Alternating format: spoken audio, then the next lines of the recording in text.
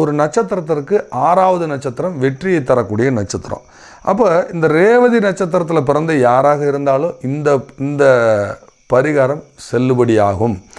அப்போ ரேவதி நட்சத்திரத்தில் பிறந்தவங்களுக்கு 6வது நட்சத்திரம் மிருகசீரிடம் நட்சத்திரம். இந்த மிருகசீரிஷ நட்சத்திரத்தை அன்று பச்சரிசி மாவு யாருக்காவது தானம் கொடுக்கறது, அப்படி இல்லைன்னா பச்சரிசி மாவில் நெய்வேத்தியம் செய்து உங்கள் வீட்டுக்கு பக்கத்துலேயே ஏதாவது ஒரு அம்மன் கோவிலில் படைத்து அதை தானமாக கொடுக்கலாம். அப்படி இல்லைன்னா இந்த ரேவதி நட்சத்திரத்தில் பிறந்தவங்க மிருகசீரிஷ நட்சத்திரம் அன்று தென்னை மரம் எங்கே இருந்தாலும் சரி அதுக்கு மஞ்சள் நீர் தெளிக்கிறது. எங்கே இருந்தாலும் தென்னை மரத்துக்கு ஒரு மஞ்சள் நீர் தெளிக்கிறது. அதே மாதிரி இளநீர் தேங்காய் யாருக்காவது தானம் கொடுக்கறது.